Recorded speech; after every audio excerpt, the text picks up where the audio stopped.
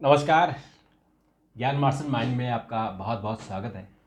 मित्रों, जैसे हम आपको बता रहे हैं कि इस देश में बहुत सारे रहस्य हैं, बहुत सारे ऐसे वाकया होते हैं कि जिसका हमको जानकारी नहीं होती है, लेकिन वो क्यों होते हैं इस पर अध्ययन करने की ज़रूरत है। कल हमने आपको बताया था कि बद्रीनाथ धाम में क्यों कुत्ते नहीं भौंकते हैं, बिजली नहीं कड़कती है, बादल नहीं गरजते हैं। और आज हम आपको बता रहे हैं कि मुर्गा केवल एक ही समय रोज क्यों बांक मारता है, उसका क्या रहस्य है, और उस बारे में हमारे विशेषज्ञ डॉक्टर प्रतीक से बात करेंगे। डॉक्टर साहब, आपका बहुत बहुत स्वागत है। आपने बहुत सारी चीज़ें बताई, आज आप एक नई जानकारी लेके आए हैं कि मुर्गा बांक क्यों देता है और वो भी एक ही समय क्यों देता है, और बांक क्यों नहीं देता, और अगर वो समूह में हो तो केवल एक ही मुर्गा बांक देता है, बाकी मुर्गा सिर्फ सुनते हैं, ऐसा क्यों? देखिए, हमारे यहाँ तमाम रहस्य हैं, तमाम चमत्कार हैं, और ये भी एक मिस्ट्री, एक रहस्य है कि ऐसा क्यों होता है। जैसे जैसे आधुनिकता बढ़ती जा रही है, तमाम चीज़ें ऐसी होती जा रही हैं कि आपको जगाने के लिए तमाम साधन उपलब्ध हैं। अलार्म बेल है, मोबाइल पे है, और तमाम चीज़ें हैं। प्राचीन काल में जब ये इस तरीके की चीज़ें नहीं थी तो हमारा अलार्म मुर्गे की बांग मुर्गे हुआ की बांग करती। थी। हम तो इसके साक्षी हैं, हम लोग मुर्गे की बांग से उठते थे। और आज भी जो सुदूर के गांव हैं वहाँ पर जो है लोग मुर्गे की बांग के साथ ही उठते हैं। बिल्कुल। अब ये बड़ी दिलचस्प चीज़ है कि मुर्गा एक नियत समय पर ही बांग देता है। हाँ। दिन भर नहीं बांग देता है, और वो नियत समय सूर्योदय से पूर्व का होता है। बिल्कुल, पौ फटने से पहले। पौ फटने से पहले। हमारे प्राचीन ग्रंथों में, धर्मशास्त्र में भी ये कहा गया है कि हम लोगों को ब्रह्म मुहूर्त में जगना चाहिए। तो ये जब कहा गया है तो भगवान ने इसकी व्यवस्था भी कर दी कि आपको जगाने वाला भी होना चाहिए, और आपको प्राकृतिक अलार्म दे दिया। तो उन्होंने प्राकृतिक अलार्म दे दिया। तमाम पशु पक्षी हैं, सबकी अपनी अपनी विशेषताएं हैं, लेकिन किसी पक्षी के अंदर या किसी पशु के अंदर ये विशेषता नहीं है कि वो आपको जगाने का काम करे।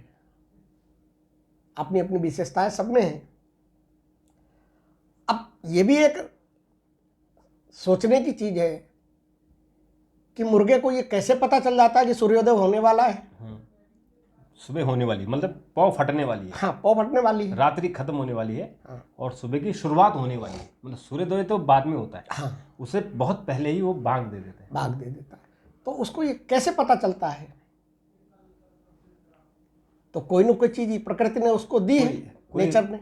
कोई उसको कोई उसका कोई सिस्टम है, उसको एक सेंसर दिया है प्रकृति ने, और उस सेंसर से उसको कहते हैं सिरकेडियन ग्रंथि। सिरकेडियन ग्रंथि, जो अकेले मुर्गे में ही पाई जाती है। और मजे की बात यह है कि ये जो मुर्गी होती है, जो मादा है, वो उसके अंदर ये नहीं पाई जाती है। बांग जो देता है वो मुर्गा देता है। मुर्गी बांग नहीं देती। मुर्गा भी कलखी वाला मुर्गा। हाँ, वो इसलिए बढ़िया चीज आपने पूछी कि जब उसकी कलगी निकलती है तो इसका मतलब ये वो बुजुर्ग हो गया। हाँ, वरिष्ठ हो गया, वरिष्ठ सीनियर हो गया अपने मुर्ग में जितने तो भी हैं उनमें। इस पूरी प्रक्रिया बनी हुई है। तो वो अपने समूह का जो सबसे सीनियर मुर्गा होता है, सबसे पहले वही अपने कुनबे से बाहर निकलता है और एकदम बांग नहीं देने लगता है। देखिए कैसे अपने सेंसर से चीज़ों को पकड़ता है। वो अपने बाहर निकलेगा दड़बे से बाहर निकलने के बाद इधर उधर देखेगा, और देखने के बाद थोड़ा इधर चलेगा, आगे चलेगा, पीछे चलेगा, मतलब एक चहलकदमी करेगा। और जब उसका सेंसर पकड़ लेगा कि हाँ, अब समय हो गया, अब समय हो गया जगाने का, तो वो बांग देने लगेगा। तो सबसे पहले जो आप कलगी वाला कह रहे हैं, सबसे पहले जो है वो जो समूह का सबसे वरिष्ठ मुर्गा होता है वो बाहर निकलता है। बाहर निकल के वही बांग देता है। और देखिए इनका अनुशासन देखिए कितना बढ़िया नेचर ने बनाया हुआ है कि अगर एक साथ सारे मुर्गे बांग देने लगे तो डिस्टर्बेंस होगा, व्यवधान पैदा होगा। एक समय में एक ही मुर्गा बांग देगा, हाँ, वो एक ही देता अकेला, बाकी सुनते, बाकी खड़े हो जाते हैं, बाकी खड़े हो जाते बाकी और भी चहलकदमी शुरू कर हैं। और देते हैं वो कि बाहर देखिए, निकालो। वो आपको, वो इंसानों को जगाने के साथ साथ वो अपने कुनबे के लोगों को भी जगाता है। हाँ, कि अब खड़े हो जाओ। आप सब लोग बाहर निकल आओ, आपका जगने के समय हो गया। वैसे तो नेचर के साथ अगर सबसे ज़्यादा तारतम्य है तो जो पशु पक्षी हैं उन्हीं का है, क्योंकि आपने देखा होगा कि पशु पक्षी सूर्योदय से पहले ही उठ जाते हैं और सूर्यास्त होते होते सो जाते चले जाते हैं अपने अपने आशियाने में। बिल्कुल। हाँ, यही भी आजकल डॉक्टर लोग और हमारी जो आयुर्वेद है उसमें भी यही कहा जाता है हाँ। कि जो चिड़िया का जीवन है उसको अगर किसी ने फॉलो कर लिया तो कभी उसको बीमारी नहीं होगी। हाँ, तो ये तो पक्षियों के अंदर प्रकृति ने अनुशासन बना रखा है कि वो अपने नियत समय पे, जो प्रकृति का नियम है उसी के साथ उसका पालन करते हैं, और इसीलिए उनकी लंबी आयु होती है, लंबे समय तक, और विपरीत परिस्थितियों में भी वो अपने को सरवाइव करते हैं। अब ये जब बांग देना शुरू करता है तो इस इंसान तो जागते ही जागते हैं, इसके कुनबे के जो लोग होते हैं, जो और सदस्य होते हैं, वो भी धीमे धीमे करके जागते हैं।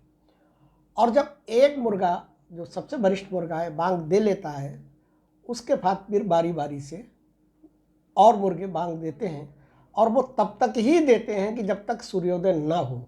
हाँ। जैसे ही सूर्योदय हो जाता है, सूरज की पहली किरण वो जो है जब पृथ्वी पर आती है, तो उस समय जो है बांग देना बंद हो जाता है, फिर वो शांत हो जाते हैं। तो प्रकृति ने ये चीज़ बनाई हुई। अब देखिए, इसकी बांग से, और बांग अलार्म ऐसा है कि अगर मान लो हल्की फुल्की आवाज़ हो ना, तो अलार्म आपका घर में जैसे बजता रहता है। अगर आपका कम आपने आवाज़ पे कर रखा है, स्लो उस पे कर रखा है साउंड पे, तो अलार्म बजता रहेगा, आप नहीं जगोगे। लेकिन मुर्गे की बांग जो है, इसकी जो आवाज़ है, वो आवाज़ इतनी ज़्यादा है कि अगर वो किसी मनुष्य के या किसी इंसान के पास खड़े होकर अगर बांग देने लगे तो उसके कान के पर्दे फट सकते हैं। बिल्कुल बिल्कुल, बहुत तेज आवाज़ आती है, बट दूर दूर तक उसकी आवाज़ आती है। और गाँव वो, में तो बहुत दूसरे गाँव में तक आवाज़ चली हाँ, जाती और वो इसकी, वैज्ञानिकों ने इसको नापा भी है। ध्वनि की तीव्रता का जो पैमाना है वो डेसिबल है। डेसिबल। इंसान के बारे में कहा जाता है कि वो 130 डेसिबल तक ही सुन सकता है, उसके कान के पर्दे 130 डेसिबल तक ही सहन कर सकते हैं। उससे ज़्यादा की अगर है, नज़दीक आवाज़ आ रही है, तो कान का पर्दा फटने का डर है और फट जाता है। मुर्गे की बांग जो है वो 140 डेसिबल की होती है। अब आप कहेंगे कि आपका फिर कान क्यों नहीं फटता है लोगों का?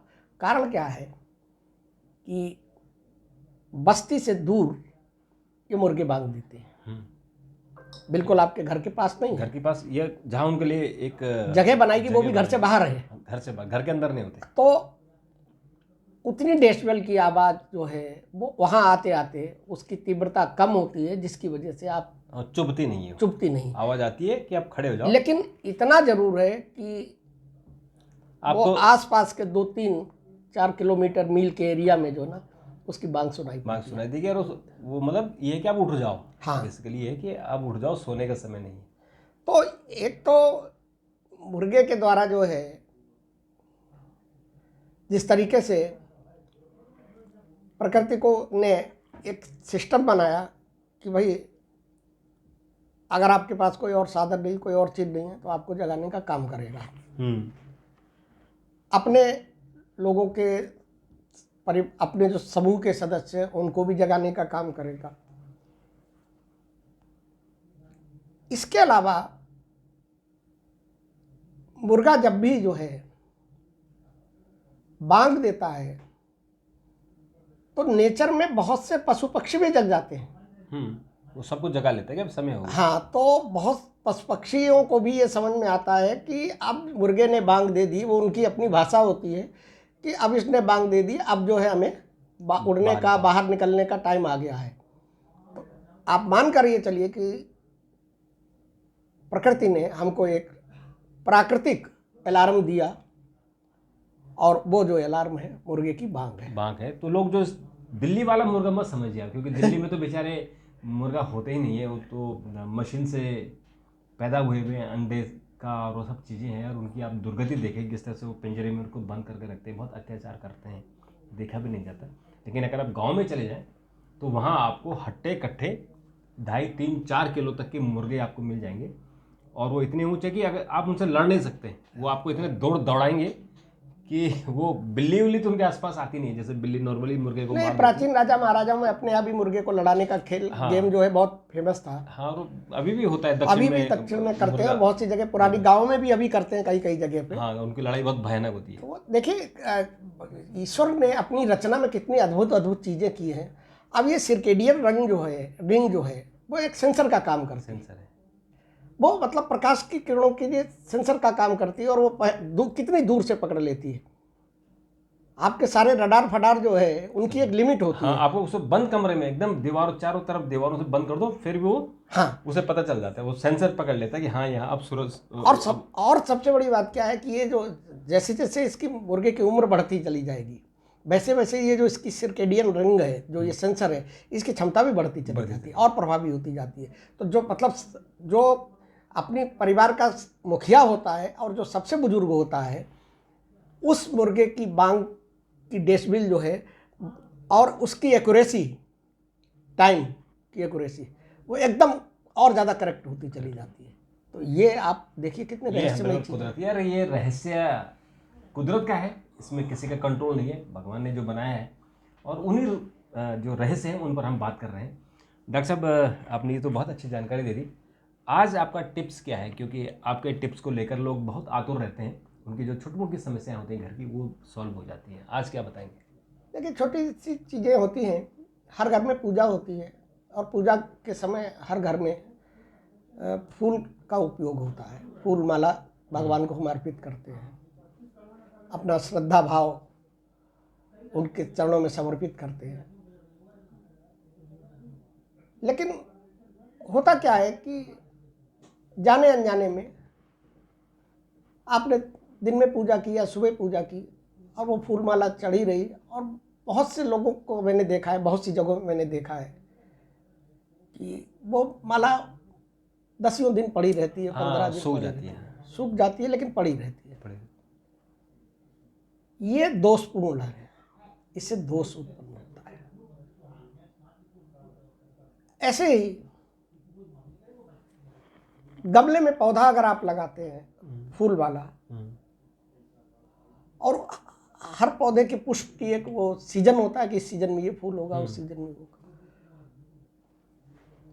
तो अगर मान लो पौधे के फूल भी सूख गए हैं तो उन फिर पौधे को उखाड़ दीजिए,